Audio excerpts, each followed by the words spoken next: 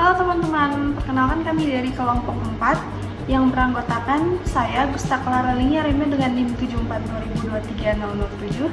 Saya Luspiani Mitatia Krista Kristantio dengan NIM 7420230009. Saya Widya Karsutanaya dengan NIM 7420230006. Saya Antonia Herlinda Pula dengan NIM 7420230003. Jadi di sini kami akan mereview paper dengan judul Overview of the Automation System in South Sulawesi Library. Pertama kita masuk ke informasi paper yang berjudul Overview of the Library Automation System in South Sulawesi Library yang ditulis oleh Taufik Matar dan Ismaya. Kemudian affiliation-nya Taufik Matar dari Departemen Ilmu Perpustakaan Universitas Islam Negeri Alauddin Makassar dan Ismaya dari Departemen Ilmu Perpustakaan dan Informasi Universitas Muhammadiyah Endrekan. Kemudian untuk nama jurnalnya Information Technology and Libraries, volume 43 nomor 1 dan terbit di bulan Maret 2024. Nah, di sini juga ada alamat aksesnya. Kemudian lanjut di introduction-nya. Jadi, perpustakaan sejak dahulu memiliki fungsi utama dalam mengelola pengetahuan atau knowledge management. Mulai dari pengadaan, pengelolaan, hingga pelayanan informasi. Namun, perkembangan teknologi informasi dan komunikasi telah mengubah cara perpustakaan beroperasi, terutama dengan meningkatnya permintaan terhadap akses digital. Meningkatnya kebutuhan akses digital ini mengharuskan perpustakaan untuk menerapkan Integrated Library System atau ILS, yaitu sistem otomasi yang mengintegrasikan fungsi sirkulasi, katalogisasi, keanggotaan, dan layanan daring atau biasanya disebut dengan OPEC. Melalui sistem ini, layanan perpustakaan dapat menjadi lebih cepat, efisien, dan mudah diakses. Meskipun demikian, penerapan ILS atau ILS di negara berkembang seperti Indonesia masih menghadapi kendala, terutama terkait anggaran, infrastruktur, dan kompetensi teknologi pustakawan. Dengan jumlah perpustakaan di Indonesia yang mencapai lebih dari 164.000 unit, belum ada data komprehensif mengenai tingkat penerapan ILS. Karena itu, penelitian ini berfokus pada Provinsi Sulawesi Selatan sebagai studi kasus untuk melihat sejauh mana sistem otomasi telah diimplementasikan serta tantangan dan peluang yang dihadapi. Baik, selanjutnya ada bagian related work. Jadi di bagian ini meninjau penelitian yang telah dilakukan oleh beberapa peneliti terdahulu yang membahas perkembangan sistem otomasi perpustakaan dan penggunaan perangkat lunak atau aplikasi open source. Jadi beberapa penelitian yang dirujuk antara lain Hopkinson tahun 2009 menyoroti potensi otomasi di negara berkembang yang masih terkendala dana atau anggaran. Yang kedua ada Ukaci dan kawan-kawan di tahun 2014 menunjukkan bahwa ILS dapat mengurangi beban kerja pustakawan dan memperluas jangkauan layanan. Lalu ada penelitian dari Mueller tahun 2011 menekankan pentingnya mengevaluasi lisensi, komunitas pengguna, dan fungsi sistem sebelum memilih ILS. Lalu yang keempat, penelitian dari Dennison tahun 2011, Singh tahun 2014, tahun 2017, dan Zhou dan Liu tahun 2009. Lalu ada dari Tiagi dan Senil tahun 2015, dan Wang tahun 2009 yang membahas manfaat dan tantangan penggunaan ILS berbasis open source seperti Koha dan Evergreen. Lalu yang terakhir ada penelitian terakhir dari Engard di tahun 2010 yang menulis tentang penerapan perangkat lunak open source dalam konteks perpustakaan serta peran komunitas dalam pengembangannya. Jadi di penelitian ditegaskan bahwa perangkat lunak open source menjadi solusi utama bagi perpustakaan di negara berkembang karena biaya atau anggarannya yang cenderung rendah, mudah dimodifikasi, dan memiliki dukungan komunitas yang cukup luas.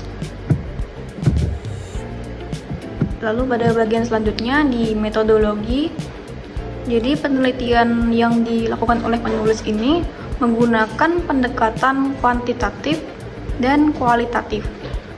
Jadi data dikumpulkan melalui survei secara online dan wawancara secara langsung terhadap responden di berbagai jenis perpustakaan di Sulawesi Selatan pada tahun 2019 sampai 2020, di mana jumlah respondennya sejumlah 67 perpustakaan, dan perpustakaan yang telah menggunakan sistem ILS ini terdapat 53 institusi. Lalu jenis perpustakaan yang diteliti ada perpustakaan sekolah, perpustakaan akademik atau universitas, perpustakaan umum, dan perpustakaan khusus. Jadi kuesioner yang telah disebar ini digunakan untuk mengidentifikasi jenis sistem yang digunakan, kendala yang dihadapi, dan kelemahan sistem yang diterapkan apa saja. Analisis yang dilakukan ini secara deskriptif. Kemudian hasil penelitian kualitatif ini divisualisasikan menggunakan word cloud dari situs Monkeylearn untuk memperlihatkan pola persepsi terhadap kelebihan dan kekurangan dari sistem ILS ini. Lanjut ke bagian eksperimen dan result. Jenis ILS yang digunakan adalah SLIM, IndiSlide, Koha, Open Library, Apollo, Atheneum Lite, Specta, Jibas, Simtaka, dan Simpus. Yang paling digunakan di Indonesia adalah SLIM dan IndiSlide. Keduanya dikembangkan di Indonesia dan bersifat open source. SLIM dikembangkan oleh Pusat Informasi dan Humas Kementerian Pendidikan Nasional sejak tahun 2007. Hingga kini sistem tersebut terus diperbarui oleh komunitas pengguna di seluruh Indonesia. Versi terbarunya adalah SLIM 9 Boolean yang dirilis pada tahun 2021. Sistem ini bahkan memenangkan Indonesia ICT Award tahun 2009 untuk kategori perangkat lunak open source. IndiSlide dikembangkan oleh Perpustakaan Nasional Republik Indonesia atau Perpusnas sebagai sistem otomasi perpustakaan nasional yang juga dapat digunakan oleh perpustakaan daerah. Tingkat penggunaan yang pertama meningkat tajam dalam 10 tahun terakhir, terutama sejak tahun 2019. Yang kedua, banyak perpustakaan melakukan migrasi sistem karena fitur dan biaya. Biaya implementasi, biaya penerapan sistem otomasi berbeda-beda tergantung ukuran dan jenis perpustakaannya. Hasil survei menunjukkan bahwa rata-rata biaya implementasi ILS sekitar 3.000 US dollar dengan kisaran 60 hingga lebih dari 1.000 US dollar. Keunggulan sistem dan kelemahan sistem. Keunggulan sistem yang pertama ada efisiensi pengelolaan koleksi. Yang kedua, proses katalogisasi dan sirkulasi akan lebih cepat. Yang ketiga, akses mudah melalui OPEC. Yang keempat, ada data lebih akurat. Dan yang terakhir, ada layanan lebih responsif. Di bagian kelemahan sistem, yang pertama itu ada internet dan listrik terbatas. Yang kedua, pustakawan kurang kompetensi IT. Yang ketiga, perangkat keras minim. Yang keempat, fitur sistem dan dukungan teknis kurang. Jadi baik, kesimpulannya di sini hasil penelitian menunjukkan bahwa penerapan ILS di Perpustakaan Sulawesi Selatan telah berlangsung hampir 2 dekade dan mengalami peningkatan signifikan. SLIM dan IndiSlide menjadi sistem yang paling dominan karena sifatnya gratis, open source, dan mudah digunakan.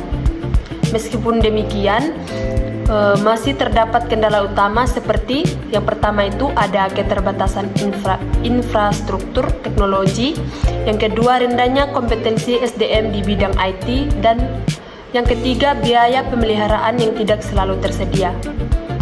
Di sini penulis menegaskan pentingnya kolaborasi antar perpustakaan, pelatihan teknologi bagi pustakawan, serta dukungan kebijakan dari pemerintah untuk memperkuat transformasi digital di bidang perpustakaan. Hasil studi ini juga relevan untuk negara berkembang dengan kondisi ekonomi dan teknologi serupa. Dan yang terakhir ada kelebihan dan kelemahan paper. Kelebihannya itu sendiri, yang pertama, menyajikan data empiris terkini mengenai penerapan otomasi perpustakaan di tingkat daerah. Kedua, menyoroti efektivitas penggunaan perangkat lunak open source lokal atau SLIMS dan InliSlide.